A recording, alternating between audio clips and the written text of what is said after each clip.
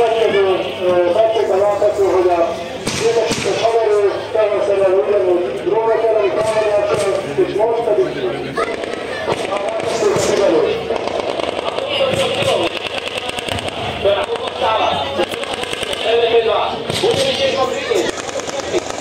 Istý moment, hlavný a podporný element.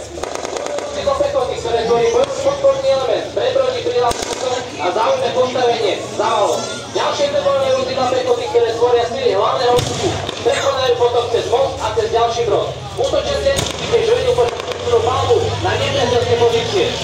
Dneska sa presvedčal nápočták, hogy a főszavadról az egyik úton keresztül állt a patakon, 3 bővőből áll, a másik kettő pedig próbálja megkerülni hátulról.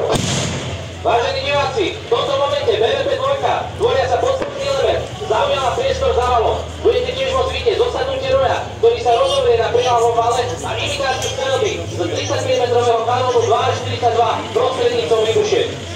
Között percekben láthatják, hogy a támadóegység hátulról megszereli a patakon keresztül a ellenséget, hogy előről pedig a főtámadóegység tüzelősen azt tartja.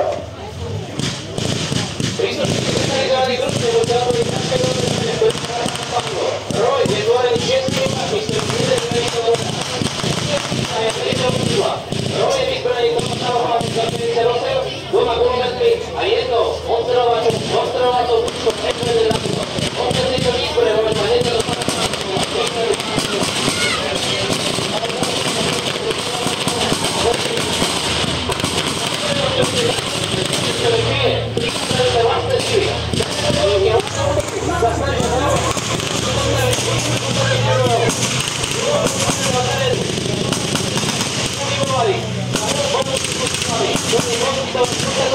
pred palbou z ručných zbraní. Következő percekben láthatják, hogy a főtámadóról mindenről rendőrelőre az előségi előszegő bátor, nagyon méteres gépágyító folytatódik a levősebb lőtökből. Hlavné úsilie sa aj podporované palety prostredníctvom podporu parlamentu. Ukončené sú sa čodopočne, na čom sa a teraz napríklad látják, hogy a főtámadóról próbálja az előségi próbálgatni a helyőrös támadóról. Dosadnutie predstavovať zásadní výsledky.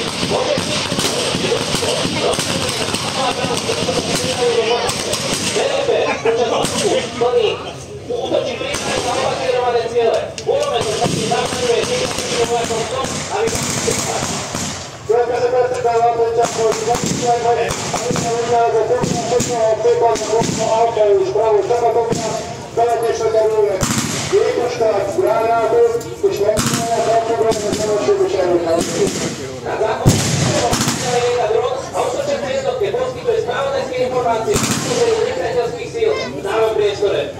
Ugye most továbbra is a drón fedezékenység adja az információkat a parancsnoknak, hogy élőgépek kapnak sor a szituációról a egységből. Každému vojakovi v útočnom elemente je niekoľkonásobne navýšený paletný priemer.